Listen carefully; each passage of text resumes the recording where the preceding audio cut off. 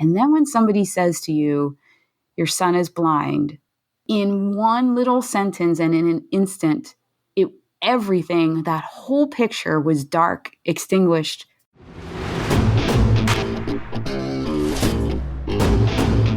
And now, coming to you from the K2 studios in San Diego, California, it's the world-famous Chris and Kristin Show.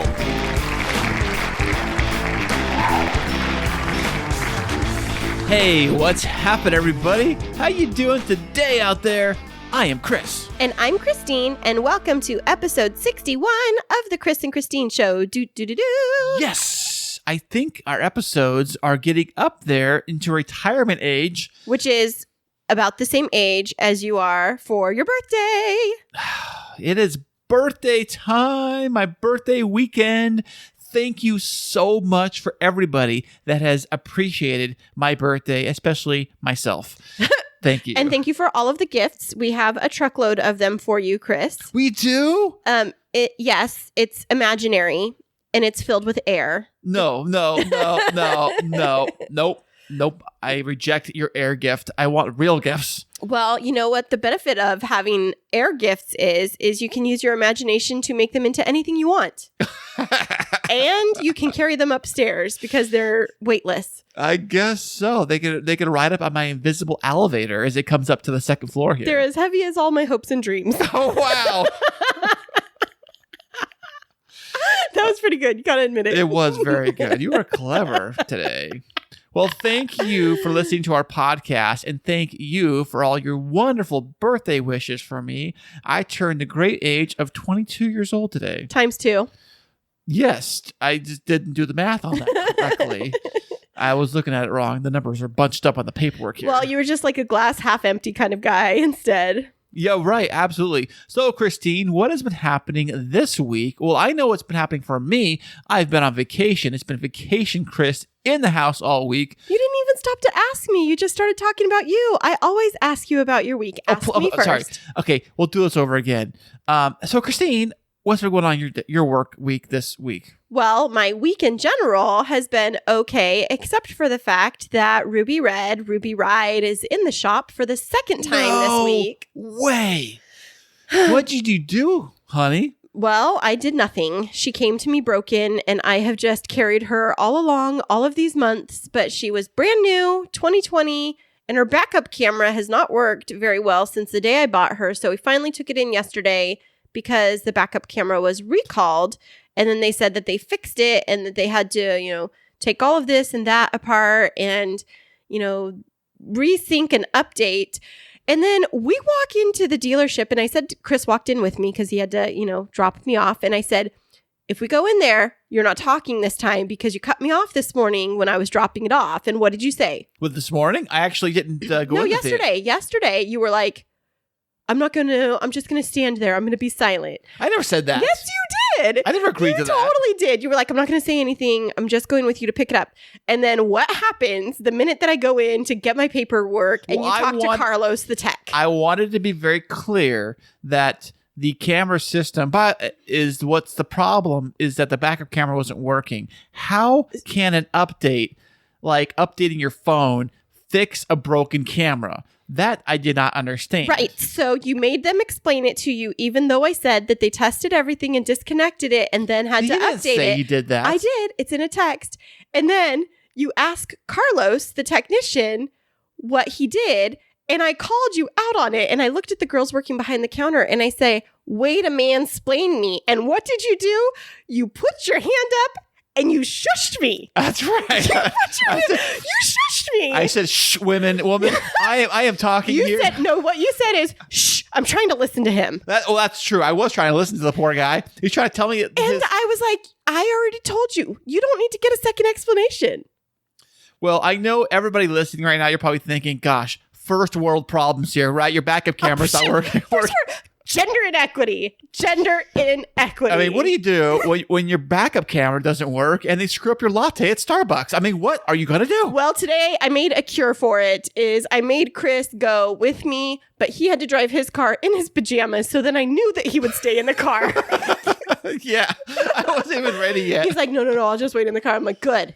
Good. Let the woman handle it. So what did they say today? Have they got back to you yet?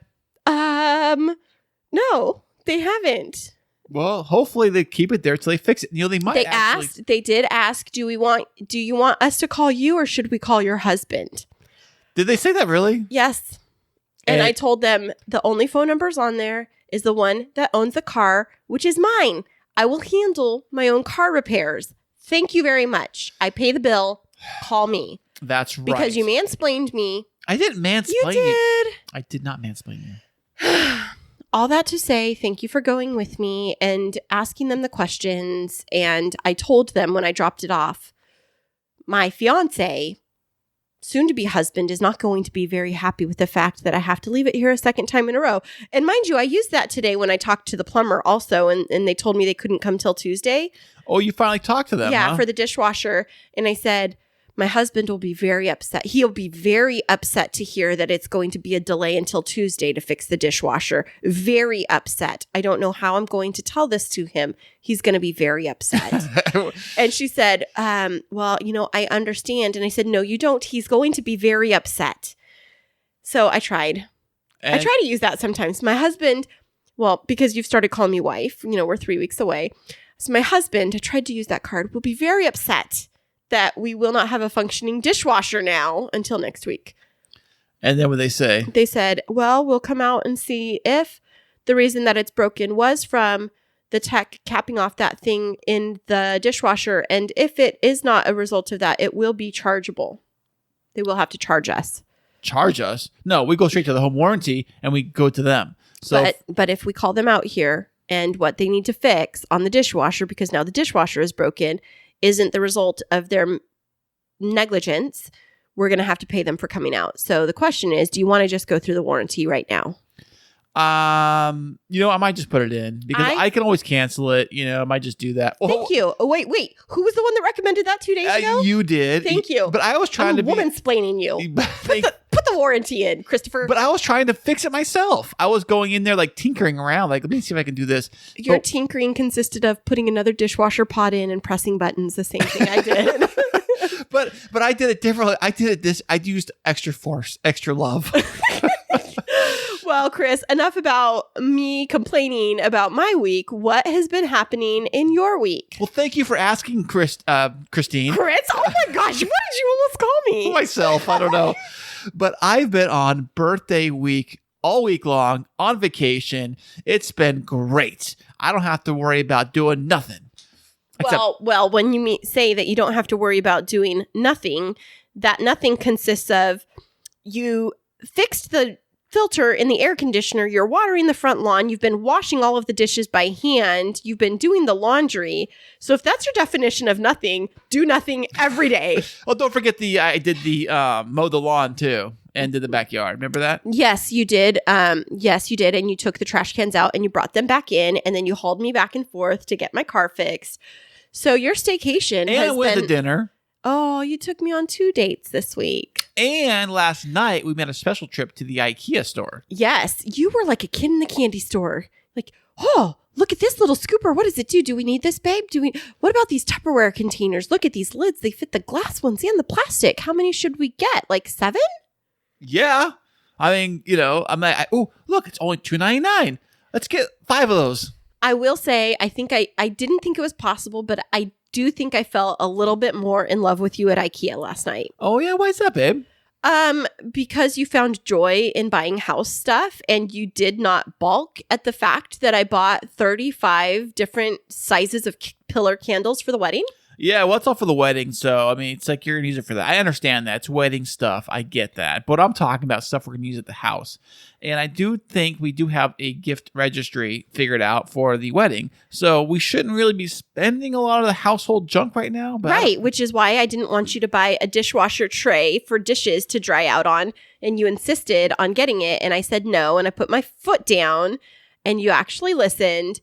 Only for the dishwasher to break this morning and for you to end up having to hand wash and dry all of the dishes. I know. Until the dishwasher is fixed, we're going to have to dry them, do it the old-fashioned way. And to tell you the truth, I actually find joy in doing dishes and putting them in a little rack.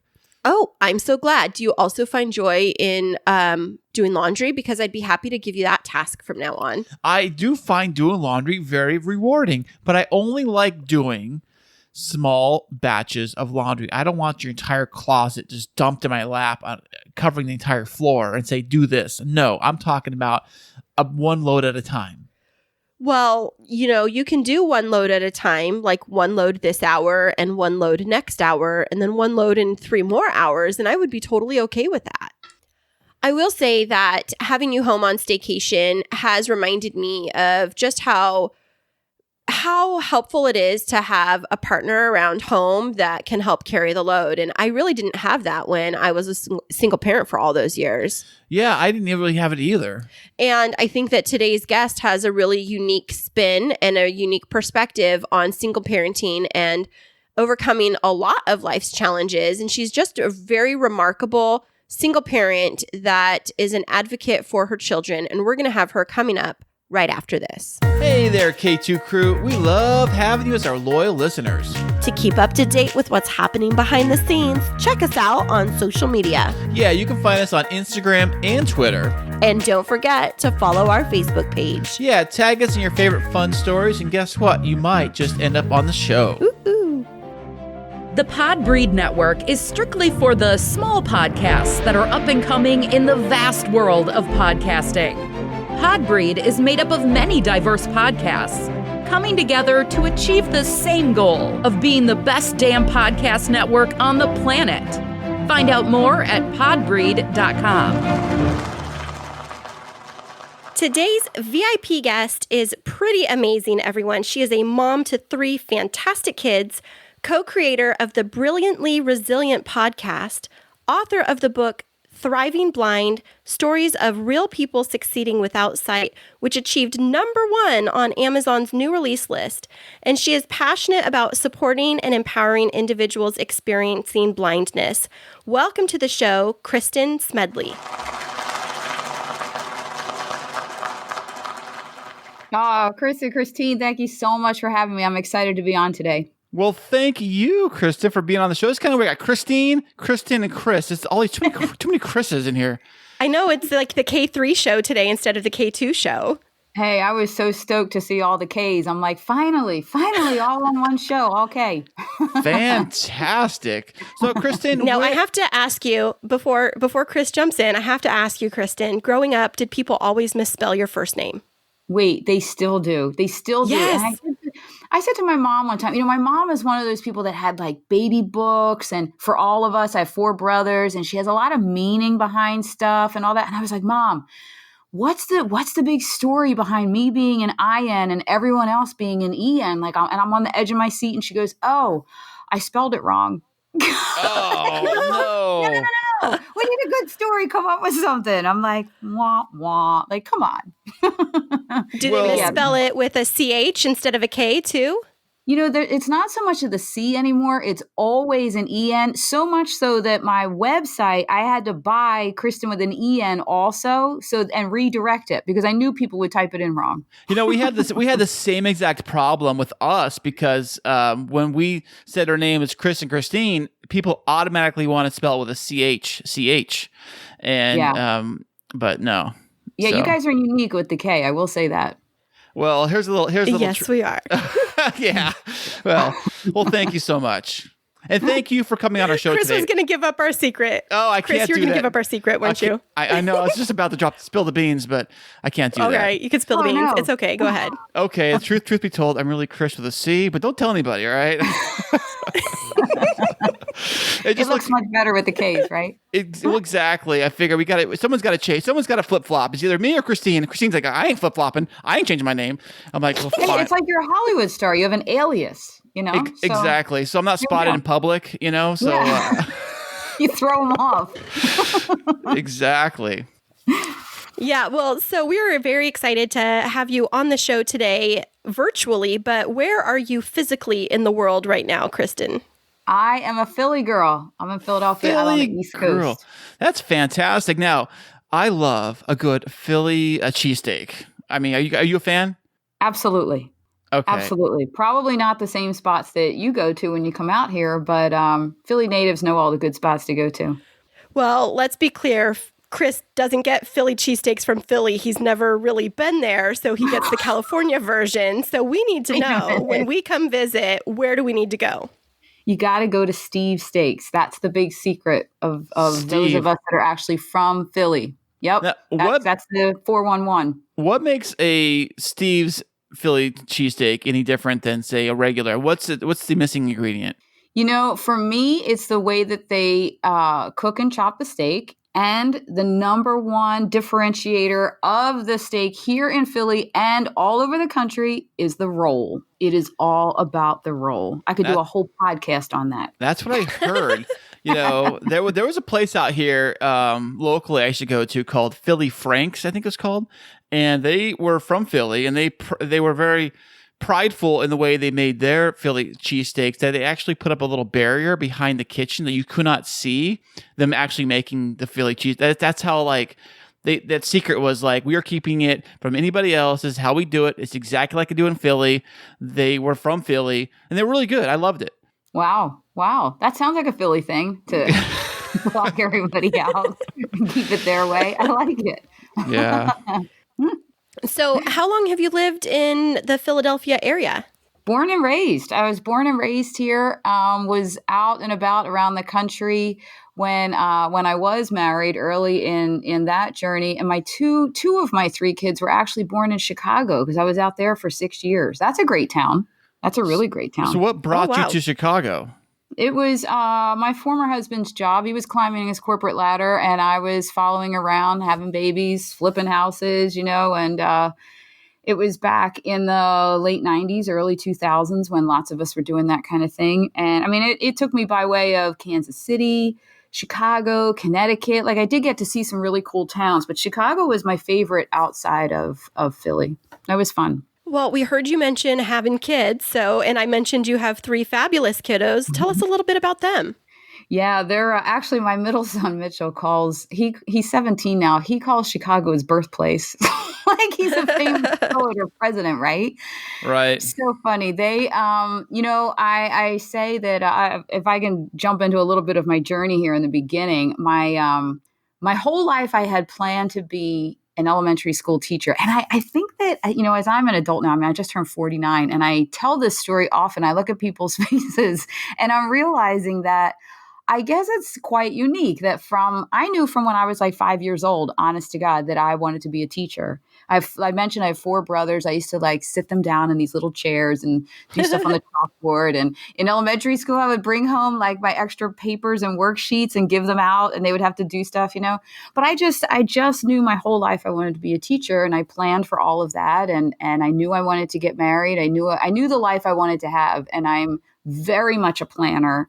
Very much a Virgo, and checked all the boxes. But I planned all my plans for my life, but I dreamt the biggest dream of my life was to be a mom. And I guess it's because I have the most extraordinary role model in my mom and my dad. I have incredible parents. I had an incredible grandmother. I just had really good, nurturing, fun people. So I couldn't wait to be a mom.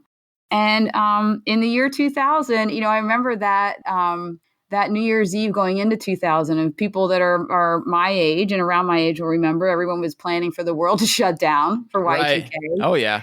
And I couldn't wait because my first child was born January 29th of 2000. It was the greatest January of my life. My Michael came into the world. Yeah, it was magnificent. That's fantastic. I was just going to say that you want to be a teacher. Now, Christine over here, her entire life has been in education. Well, how about that? Yeah, I was just listening to one of your episodes, and you were talking about an ed tech company that you started in this virtual nightmare that's happening for students. That's really cool.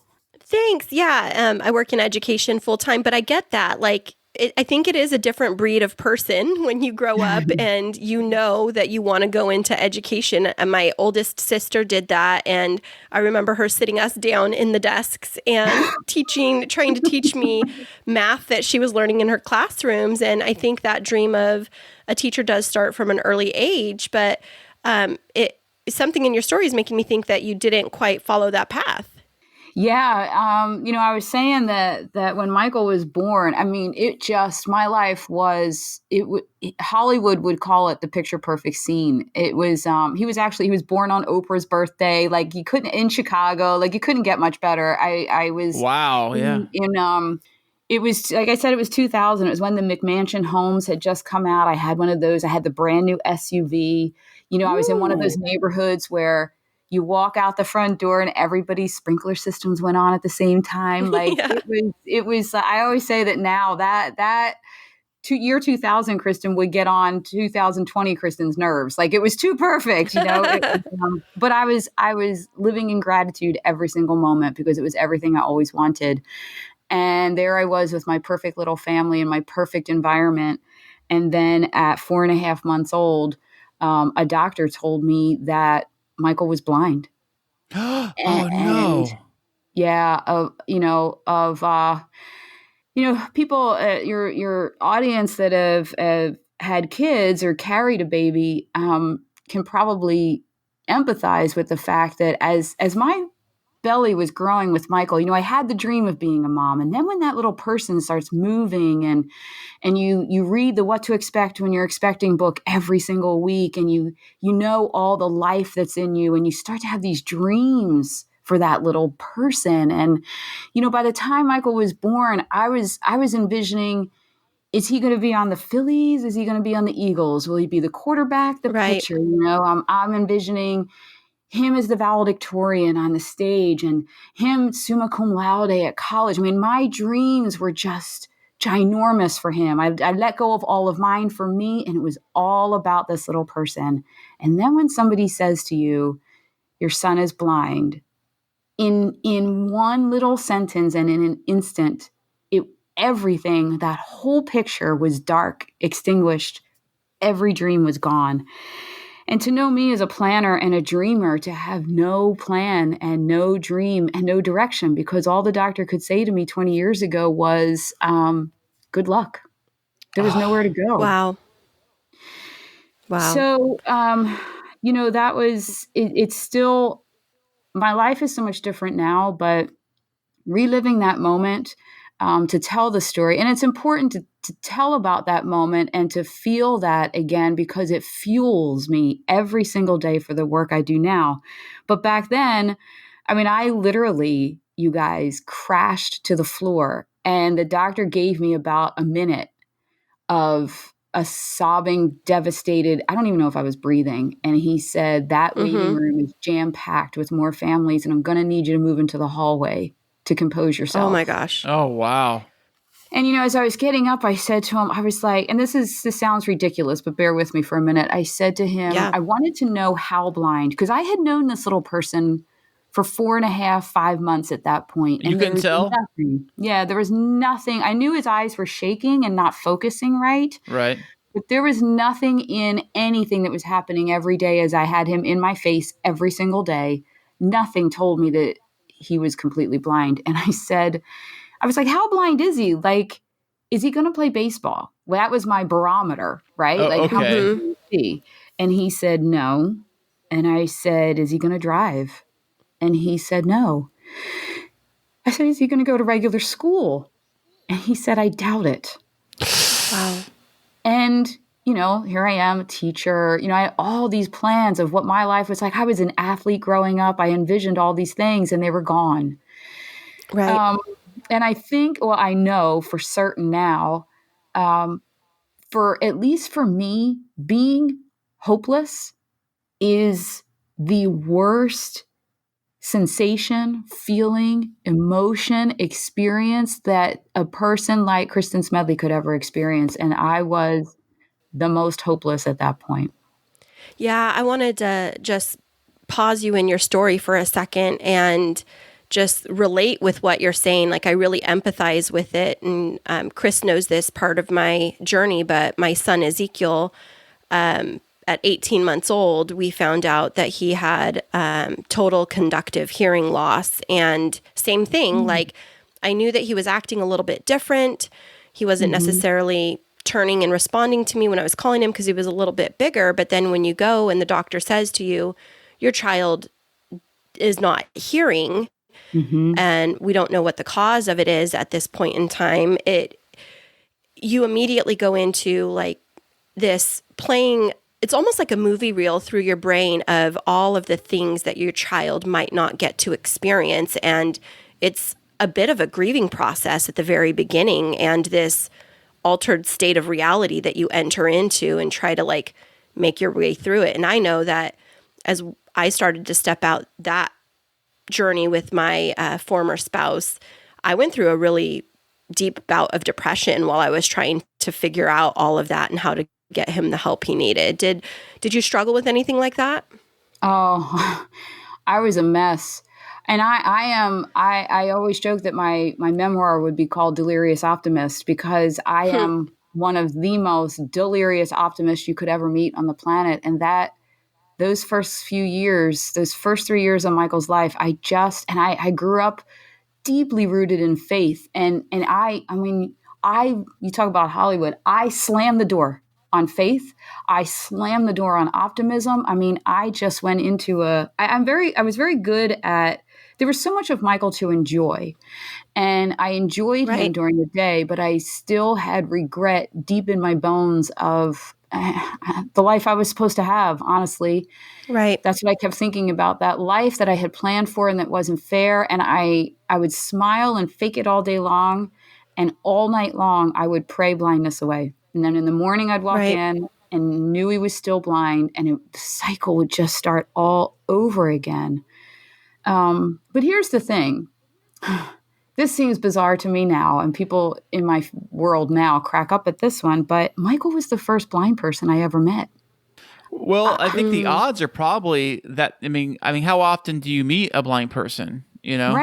Right. I mean, my life is so different now, but back then at 28 years old, I had never met a blind person. So this is, and for everybody listening that is like, oh my gosh, this is too heavy. Here's the lesson in that. I believe, and I know from my own journey, we are the most paralyzed, the most fearful about the stuff we don't know about. I mean, look at the world right now. People don't know about some stuff other people are going through, and they're fearful of it, or they don't want to deal with it, or they act in really weird ways. It's uneducation is a horrible thing. Right. So, I had to get educated. I didn't want to. It took me a while. I write in my book in the introduction about the first conference I went to for raising blind children. And it was like walking, I say that, as I was walking into the conference room, the further I got in the room, I was walking away from my dreams and into my nightmare. But I feel like you have to go through that. You have to walk into the nightmare and sit with it. And if you read the intro, you'll see that was the first biggest pivotal moment on my journey that I never saw until 2 years later, when I, thank God, had a miracle moment. Yeah, I think that what you're saying is really important about the fear of the unknown. And I remember being in college, my college roommate took me home for a weekend. Her sister was battling brain cancer and was experiencing blindness. And she was the first blind person that I had met.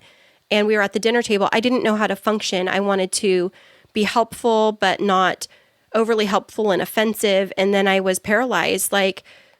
She asked for the butter, and I just set it in front of her, not realizing she needed it in her hand. And, it's this whole, well, I want to respect you and your independence. I also don't know how to function, and I really don't want to look dumb in front of everyone or be insensitive. And so I can only imagine from a parent perspective how much more that's amplified with, wanting to balance independence for your child and help them realize their dreams while still meeting their immediate needs.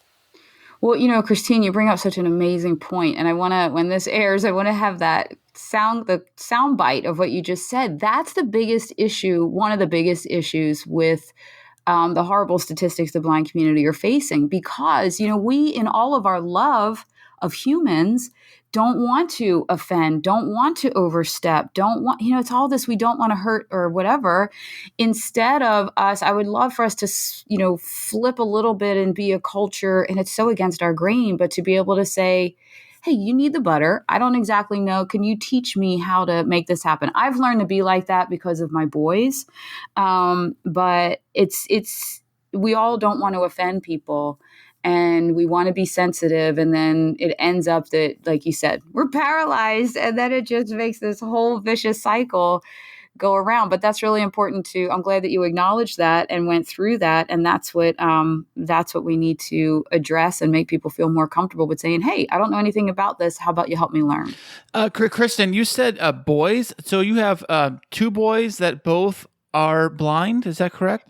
Yeah, and it was actually so with the blindness that they have, it's called Leber's congenital amaurosis, and we have the CRB1 gene. LCA, Leber's congenital amaurosis, LCA has I think that they've discovered about 25 genes now that they end up their own rare blindness. But with all of them, you stand a 25% chance with each pregnancy of having an affected baby. Oh, wow. Yeah, so delirious optimist Kristin heard for that statistic for a while and thought, 1 in 4, like I had 1, I can have 4, the rest of them won't be affected. And then, math major in college, Kristin showed up and said, dude, it's with each pregnancy.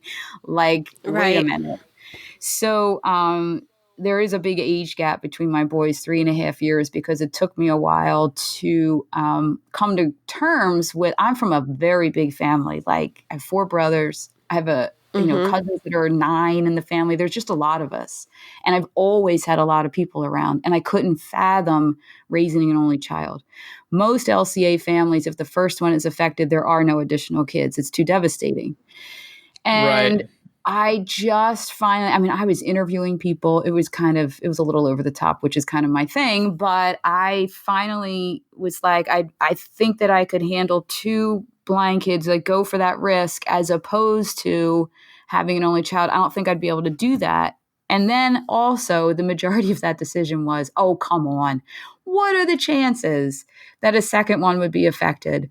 And I stayed in delirium until I was about 7.5, 8 months pregnant with my second baby. And there's one morning, and I'll give you the short version. You can listen to my TED Talk for the whole episode. But there was a morning that mathematical smart Kristin kicked delirious Kristin right out of my brain, because it was like, oh my God, I realized that 25% is a huge thing. And I for lack of any better smart word, I sucked at raising a blind child at that point, because I was still mad. I was mad and grieving and not moving forward. And as much as I was smiling and whatever. So I was having this moment where there was no way in hell I was going to do it again. And I let God know that Wow.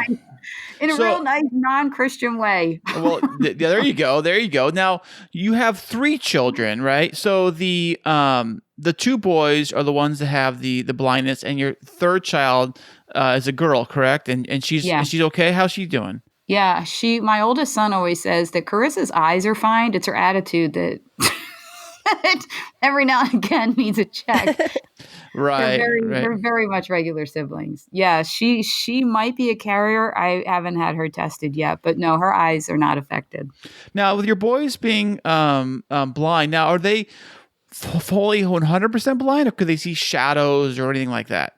They have a probably, it's less than 10% of the vision that you and I have. Mitch has some in his peripheral, like a teeny tiny sliver where he can pull his iPhone up and see some of it. Oh, wow. Yeah, but Michael doesn't really have anything anymore. They're both Braille readers, and they use a white cane, and all of their phones, their laptops, everything talks, because they really don't have that much functional vision anymore. So how did this shift your household? I know that you have 2 blind children, and you went through some adjustment period of realizing life would be different. But what did it look like to raise 2 blind children in a primarily seeing world? Well, I'll tell you what, when I had my miracle moment, it was realizing that Michael was the happiest 3.5-year-old on the planet, and blindness didn't bother him.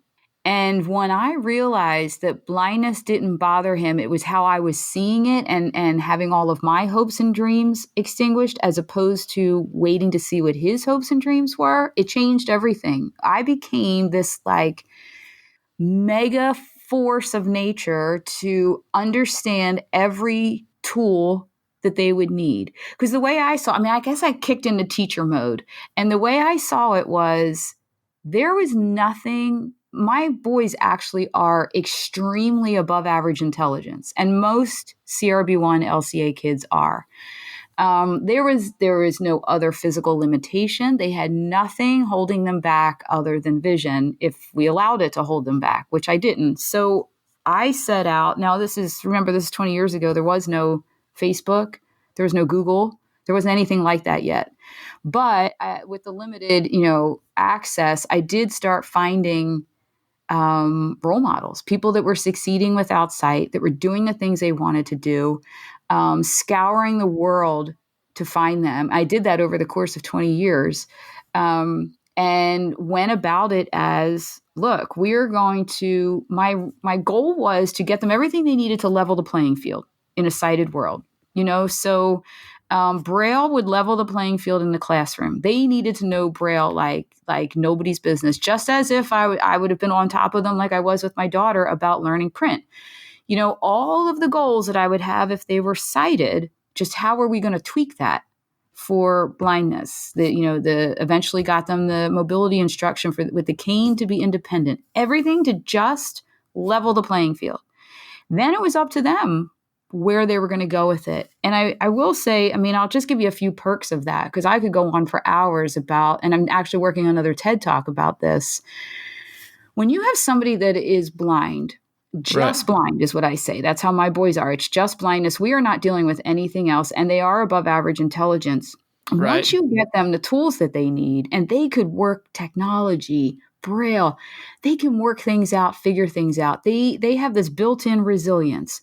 They've been managing their IEP teams, the individualized education plan at school. They've been managing teachers, principals, getting everybody on the same page with how to teach them. They have taught people how to teach them and how to work together with them since they were little. And by the time my boys were in high school, they managed everything. Michael, when he was looking at colleges, he had to go out and find the colleges, talk to them, because I needed them to learn all of that in the safety net of my home, where they could fail, which they did several times, pick them back up and learn instead of just putting them out in the world after 12 years of school and having them fail out there. But the benefit of that is my guys are worlds above their age group in terms of interpersonal skills, teamwork, organization, figuring stuff out. They'll have this whole coronavirus thing that's hit the world right now. My Michael, yes, he was upset. He came home from Penn State for spring break and never went back until 7 months later. He was upset for about a month. And then while everybody else was, kicking a rock because they had nothing to do and they're all annoyed with the world, him and his buddy started a podcast, and now he's got a radio show on campus. Whoa, that is my next question I was going to ask you. Are they big into audio and big into podcasting? Because I would be if I had their disability. I am now. I am already, but yeah. They got into sound in high school. Both of them were in all the sports. They've actually won baseball championships 3 years apart on sighted teams. They're the only blind kids that have played in our entire area. Wow. But as the blindness was progressing, not necessarily that, it progressed, it's a degenerative condition. They don't really have anything anymore, but it got, you can do everything when you're little. And then as the ages go up, the choices are very limited. Then you add in blindness and choices got very limited.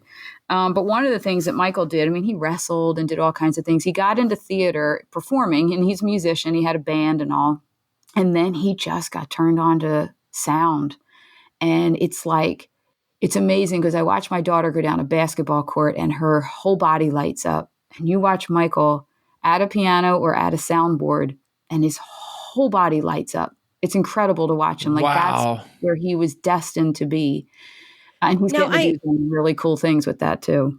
Now, I have a question for you, Kristin, because this is something that, again, comes from my own personal background. from being in education and also raising a child that is on the autism spectrum. Do you find that individuals that you encounter in society try to hold lower expectations of your boys because of their disability? And if so, how do you handle that? Oh my gosh. I have a whole keynote speech on this. I call it Learning to See, SEE, set extraordinary expectations, because that expectation level, that's the biggest thing I want my legacy to be in this world, is that I was a part of changing expectations. Because when Michael, I told you he's brilliant. And that's not even being a mom. That's just look at his test scores and his IQ and all that. He sailed through preschool so much that they called me in and said he's not blind. Oh, really? Preschool. He fooled all these adults, not even trying to fool them, but he, from the time he was born, just came up with little things to adapt to the world. That's why I didn't know, right?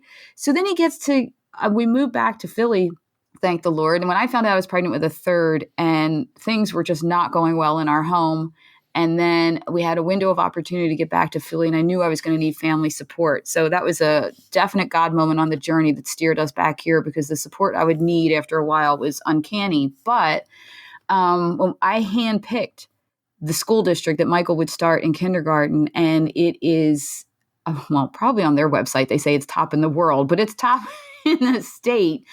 And we got there, and they literally said in the individualized education plan, he would achieve at 70% was his max.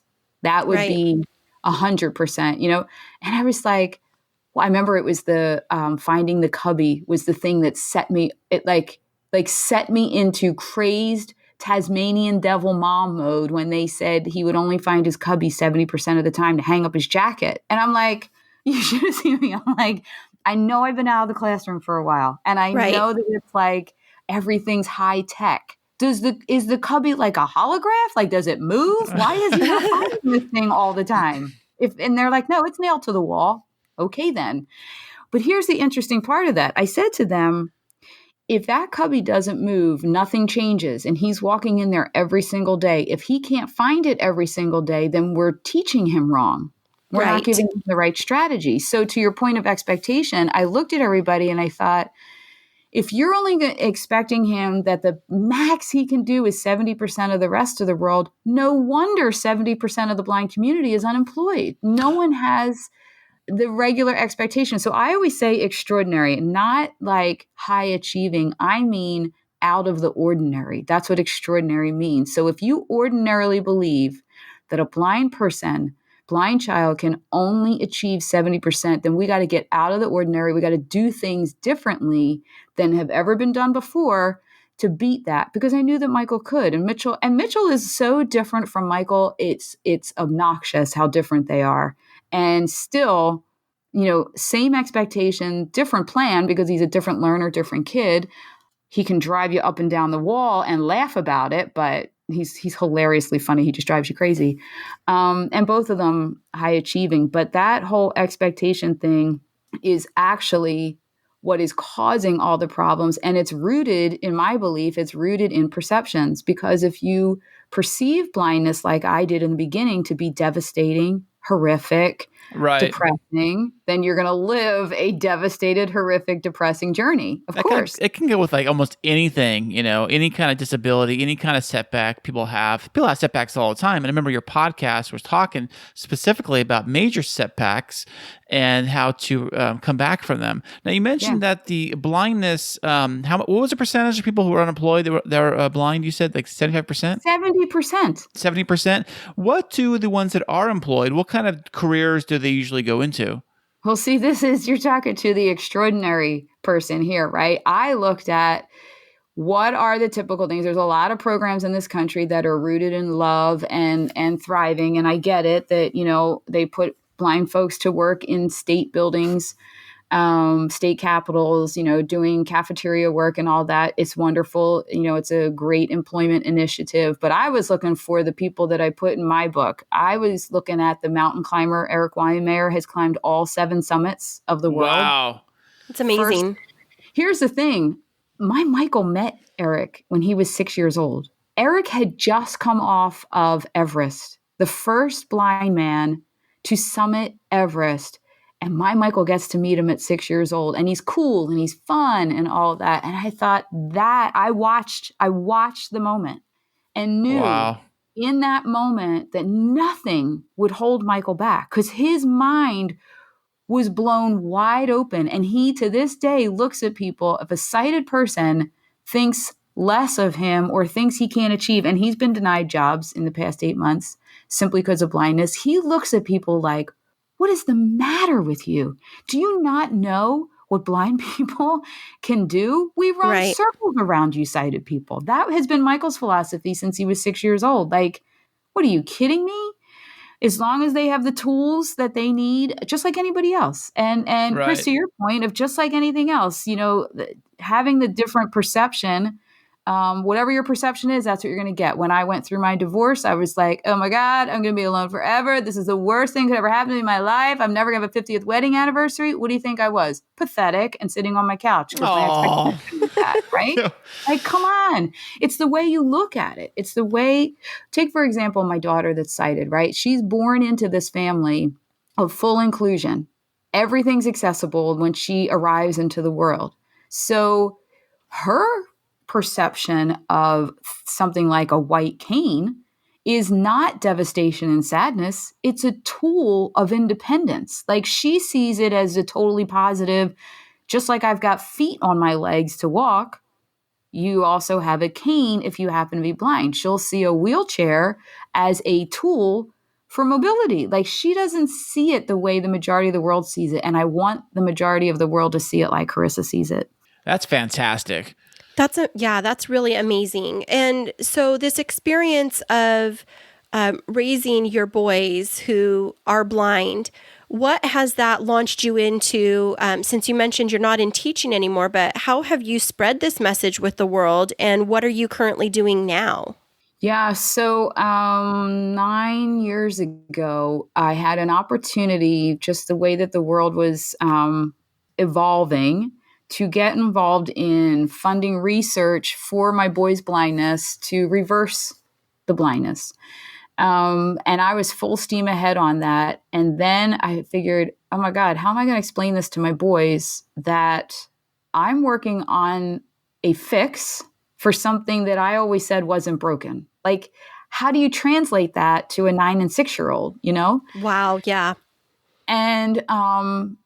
And then I sat them down. I just learned with my kids. We have conversations. We have a very unique relationship when you've got two boys that have to rely on you to guide them through a lot of situations. We just have a very open, amazing relationship. And I sat them down and talked with them. And their thing was this. They said they are 1,000% comfortable in their own skin and don't, especially at that point, did not feel the need to change their lives in any way, like having vision. However, they are still painfully aware that they have a very privileged life with a mom that has dedicated every waking moment to getting them what they need and demanding it from society.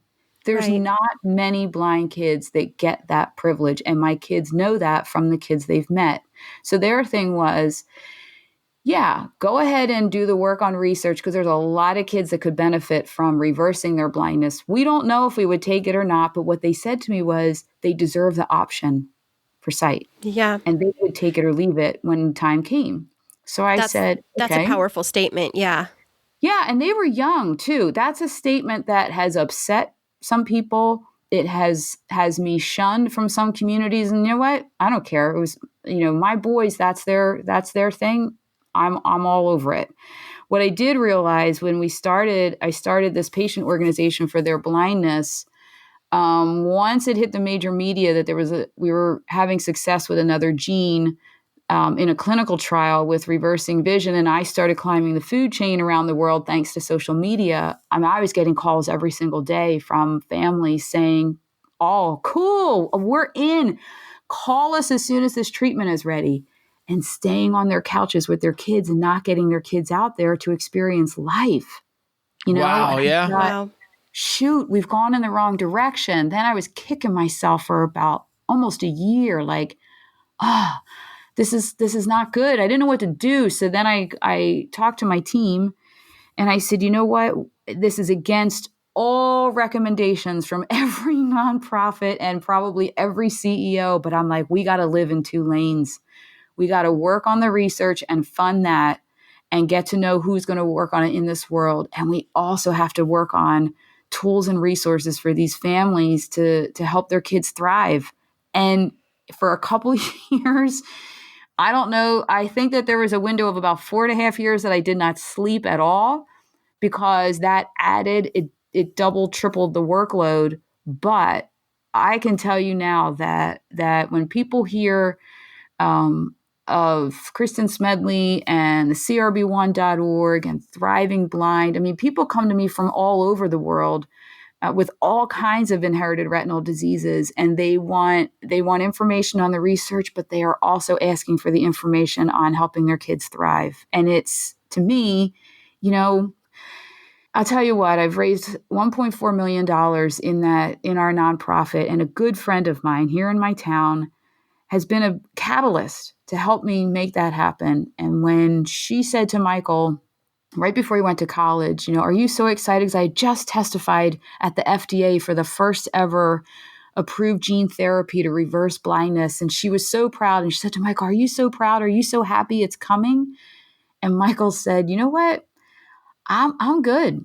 I don't need to reverse this blindness. I'm going to go to college and do college the way I do life. And she was so upset. Why was she so mad?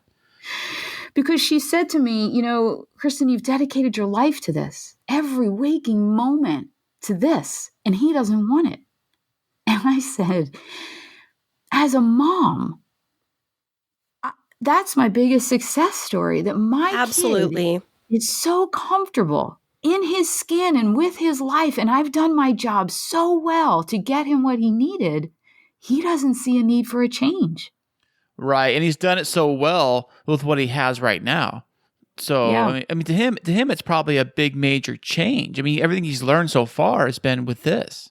Yeah, I mean, and he verbalized it very well. He said, the first thing is, if I were to have vision right now and try to go to college, I'd have to learn to read all different. He's like, He actually said vision would slow him down. And he's right. He's absolutely right. And he flip-flops. He actually did come to me. It was heart-wrenching when he had to come to me in the spring and he said to me, how far away are we from that clinical trial? How far away are we, and who gets to be enrolled? Because we have one coming for gene therapy for CRB1 specifically. And I was like, wait a minute, what's happening here? You weren't interested. What changed? And he got shot down from a job, and his friends saw the interview, and they saw that once Michael stood up and put his cane out in front of him, the people interviewing shut down, didn't listen to a word he said, and he was the most qualified. And then it happened again this summer. And then he gets to campus this fall, and the state of Pennsylvania failed him and didn't send the people to help him memorize his new apartment complex and the campus. Like, his struggle now, and this is what actually my work for up until now has been motivational, passion, love of my kids. Now I'm furious. I'm furious that this world refuses to open their minds and get themselves ready for my boys to come out and see what they can do. I mean, so much accessibility is refused with websites and places, HR departments allowing these things to happen where they just deny blind folks a job because they're afraid it might be expensive or they don't know how to handle it, So for a while there, I was kicking myself again that I spent so much time in education and research and the K-12 world, because that's where I was. I guess there wasn't enough of me in a day to look ahead to the hiring world, which is what I'm working on now. The HR departments, the CEOs, CFOs, all of that, to say, you guys got to get ready because these kids are extraordinary, and there should be no not even giving them a chance. Absolutely. And on that note, I want to let our listeners know that there are great resources out there for you. We have listeners from across the globe and across the US. And if you find yourself listening to this and thinking that you don't know how you would react in a situation if you were interviewing an individual with blindness, then, a lot of what we talk about on our podcast is about equality and equity. And so in addition to seeking out Kristin and her resources, which she's going to share in just a moment, we'd strongly encourage you to visit the Implicit Bias Project through Harvard and take some of their implicit bias quizzes, specifically around the ones with interacting with individuals with disabilities. Find out if you have any blind spots, any areas that you can grow in. The only way that we're going to change the way that we interact with individuals with disabilities is if it starts with us individually on a one-on-one basis. And so our goal with every podcast is to help you reflect and grow, as well as to create a better and more loving and kind society. And so with that, Kristin, can you tell our listeners where they can find out more about you, your book, and your podcast? Yeah, so KristinSmedley.com, Kristin with 2 I's. That's where everything is housed. And you can see we have a huge worldwide summit coming up for Thriving Blind. The book is there, and the book is on Amazon, which is called Thriving Blind. And I highly encourage everybody to go look at brilliantlyresilient.net and look up the Brilliantly Resilient podcast and community on Facebook. That's where, it's pretty amazing to watch all that I've learned in dealing with the sucker punch of blindness twice. And that's why I call them, life's sucker punch of waking up suddenly single after 19 years of marriage, all those big and little sucker punches, navigating all that, coming through Brilliant, Not Broken is all culminating in the Brilliantly Resilient work now. And it's just extraordinary. And if you go to brilliantlyresilient.net/freebies, you can get a ton of free resources that we load up. Each week we come up with a new one to help people reset in their lives and take action to move forward. That's great. I think that's a great note that, while we've been focusing on what it's been like for you to raise 2 boys with blindness, really what your message is about rising back up no matter what setback life throws at you. And so, friends, we'd strongly encourage you to check out the show notes where we're going to be listing all of this information. Visit Kristin's website, reach out to her if something that she said is really resounded with you, and let's work together to build a more loving and more accepting and inclusive society. Right, Chris? Absolutely. And thank you, Kristin, so very much for sharing your story. And I'm so proud of your boys. I'm proud of your boys.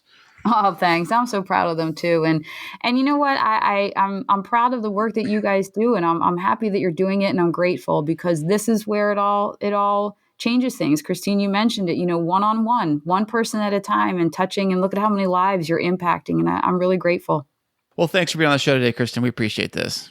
Thanks, everybody.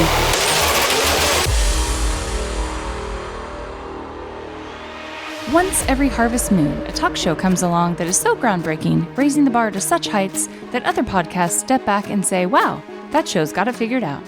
With a host, tempered in focus, commitment, and sheer will, this is The Derek Duval Show. Pop culture, news, and interviews with fascinating people that channel the great Edward R. Murrow and Walter Cronkite. The Derek Duval Show. Find him on Twitter and Instagram at Derek Duval Show, and find his new episodes every Wednesday on Spotify, Apple Podcast, Google Play, and Podchaser. The Derek Duval Show. The best thing to happen to Hump Day since the Geico camel. What? That was a very touching interview, and it brought back a lot of memories for me of what it was like navigating some of the developmental and health challenges that I went through with raising Ezekiel. Yeah, I bet. I mean, you think that when your kid is first born, you don't have no idea usually if there's any, problems, until later on you find this stuff out. But day one, when you're holding the little baby and you're like, oh, you're thinking all these wonderful things that the child is going to end up doing. And if they can't do it, I mean, it's very soul crushing. I can imagine that. Right. But I really love her perspective on how she wanted to set extraordinary expectations for her children and how they rise up to meet them. And I really relate a lot to that because I would hear when Ezekiel was really small and before we had an official diagnosis for him, I would hear a lot of things about, well, don't expect him to be able to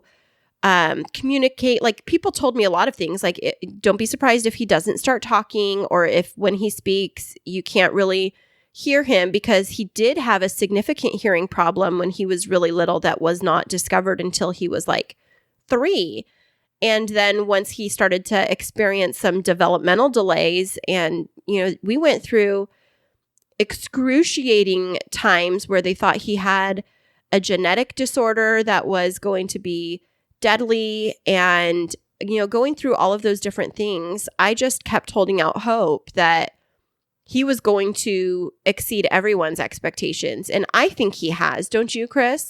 Oh, yeah, definitely. He seems normal to me. I mean, I wouldn't know the difference. I wouldn't know if you didn't say anything. I would never have known. And he is. That was the whole thing. He is a typically developing, happy, well-adjusted kid who has exceeded every milestone. And I am so happy to say that, he is living a happy and normal life as a typically developing teenager.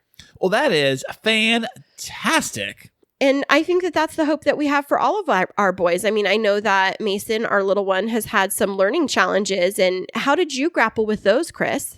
Well, I mean, I think I took each kid a little differently, and I think I did focus a little more with Mason, helping him out. And I think Jacob did too. What a big brother he's been to Mason, helping him learn different things, math and reading, and showing him different things that he learned. Because Mason, he really wants to be just like his big brother, do everything his big brother does, whatever it is. And Mason really struggles, and he sees that Jacob excels in school, does things. So he uses that as an example of like what he wants to be and to follow in his big brother's footsteps. I know. And I was so proud of him. Like, he has been really focused on his schoolwork now that they're back physically in school. And we were talking about stamps and quantity of stamps that we needed to buy and the price of them at dinner just last week. And he got real quiet. And then I don't know if you remember, he just said, out of the blue, that's 250 cents. And I looked at him and it took me a second. And I remembered he was calculating 5 stamps at 50 cents each. And he did the mental math in 3rd grade. And he's just learned multiplication in the last 4 weeks, Chris. That is awesome. I mean, that's amazing. And I just was so excited. And I have the same hopes for all of our boys that they're going to defy all of the odds and exceed all of society's expectations for them and just be remarkable young men. Oh, that is great. I'm so proud of them. And I'm so proud of Kristin's story about with her children, how they've had blindness, but they didn't let them set them back. And they've actually exceeded their handicap. And it's been remarkable. Right. And how they don't see it as a disability, that they see it as an asset. And I thought that was really interesting when she said that for, with trying to pursue a cure for their retinal disease, that the boys didn't necessarily want it, because if they were to have to relearn everything that everybody else navigates, like reading physical letters and things, it would actually slow them down. And I just thought that was so insightful of how we can have a perspective on individuals. We call it in education like a deficit mindset, how people can like think, oh, poor them, when really we need to look at all of the assets that individuals experiencing blindness or deafness, actually how much richer their lives can be and how much we can learn from them. Right, Chris? And on that note, if you would like to learn more about Kristin, we would definitely encourage you to check out our show notes for this episode, where you can learn more about her and follow her on social media and donate to the causes that she supports. Right, Chris? That's right. And if you want to find out more about us, you always can go to our website. That is www.chrisandchristineshow.com. That is Chris and Kristin Show with K's. And the link is always in the show notes. Yep. And so thank you for sticking with us. And we will see you back here next week. Remember this week that life is too short to wake up in the morning with regret. So love the people who treat you right, forget about the ones who don't, and believe that everything happens for a reason. If you get a chance, take it. If it changes your life, let it. Nobody said that it would be easy. They just promised it would be worth it. Thanks so much for joining us. I'm Chris. And I'm Kristin. And until next week, keep moving forward.